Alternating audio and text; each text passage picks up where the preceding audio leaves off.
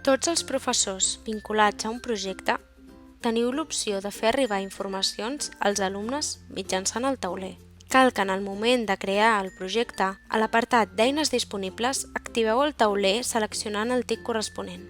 Un cop ja activat l'eina, podeu fer aportacions als alumnes des d'administrar el projecte i clicar el botó Veure tauler i anar a afegir entrada. Per crear l'entrada, caldrà que introduïu un títol, un text i la data de publicació.